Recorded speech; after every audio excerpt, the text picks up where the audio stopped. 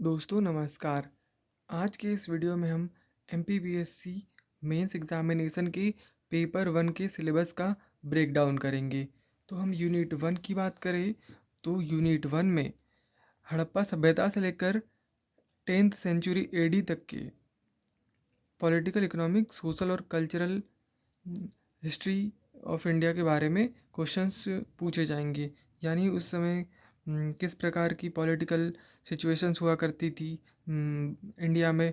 साथ ही साथ इकोनॉमिक, यानी किस प्रकार से इंडिया का वर्ल्ड में किन किन अलग दूसरी कंट्रीज़ के साथ साथ ट्रेड हुआ करता था उसके बारे में पूछा जाएगा। और साथ ही साथ सोशल और कल्चरल हिस्ट्री के बारे में भी इसमें पूछा जाएगा।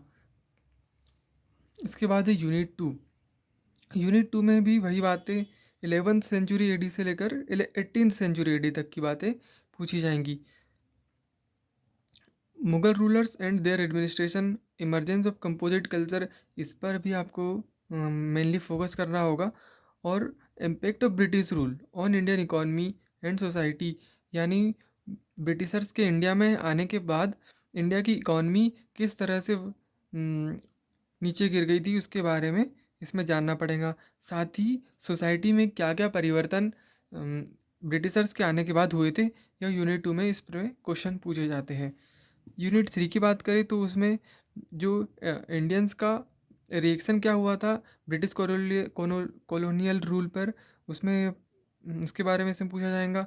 साथ ही जो ट्राइबल रिवॉल्ट्स हुए थे, पीजेंट रिवॉल्ट हुए थे, और 1857 का फर्स्ट फ्रीडम स्ट्रगल जिसे कहा जाता है वह भी इसमें पूछा जाएगा।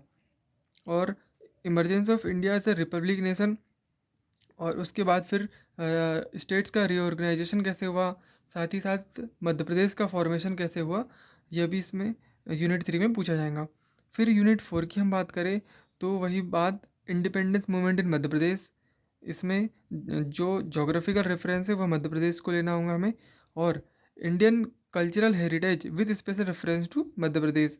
इसके बाद फिर salient aspects of art form, literature, क्या किस प्रकार के फेस्टिवल्स यहाँ पे मनाए जाते हैं, मनाए जाते रहे, architecture from ancient to modern times, और वर्ल्ड हेरिटेज साइट्स कौन कौन सी है मध्य प्रदेश में, और मध्य प्रदेश का टूरिज़्म किस प्रकार से है, यह भी यूनिट फोर में पूछा जाएगा। यूनिट फाइव की बात करें तो उसमें डायनेस्टीज़ कौन कौन सी हुई थी मध्य प्रदेश में उसके बारे में पूछा जाएगा। जो कुछ डायनेस्टीज़ हुई थी उसमें थी गोंडवाना, बुंदेली, बघेली, होलकर, सिंधिया और भोपाल। इसके बाद हम पेपर वन में पार्ट बी की बात करेंगे तो वो ज्योग्राफी वाला सेक्शन आता है। तो ज्योग्राफी वाले सेक्शन में तीन मेनली चीज़ें पूछी जाएंगी: वर्ल्ड लेवल की ज्योग्राफी, इंडिया के लेवल की ज्योग्राफी, और ज्योग्राफी ऑफ मध्य प्रदेश।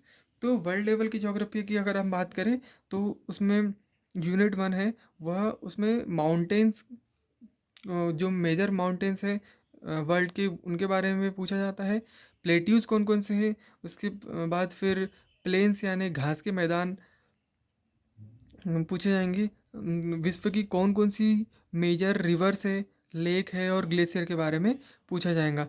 उसके बाद मेजर ज्योग्राफिकल फिनोमेना कौन कौन से हैं, यानी अर्थक्वेक के बारे में पूछा जाएगा, वह कैसे आता है, सुनामी किस प्रकार आती है, वोल्केनो, साइक्लोन की बात करी गई है। फिर आता है सबसे मेन और इम्पॉर्टेंट टॉपिक, यानी वर्ल्ड क्लाइमेट। तो क्लाइमेट क्या होता है, सीजन्स क्या क्या होते हैं, distribution of rainfall and climatic reason, ये सब इसमें पूछा जाएगा। उसके बाद है यूनिट टू।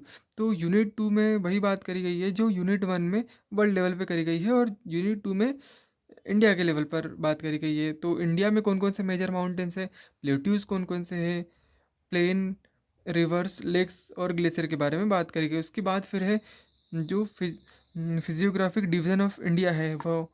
उसके बाद El Nino, climate and seasons, distribution of rainfall, और इसके बाद फिर नेचुरल रिसोर्सेज कौन कौन से हैं। फिर है पॉपुलेशन की बात करी गई है, तो उसमें पॉपुलेशन की ग्रोथ, डिस्ट्रीब्यूशन कैसे हुआ, density, sex ratio, literacy, migration, rural and urban population. इसके बाद फिर food processing and related industries कौन कौन सी है इसके बारे में बात करी गई है।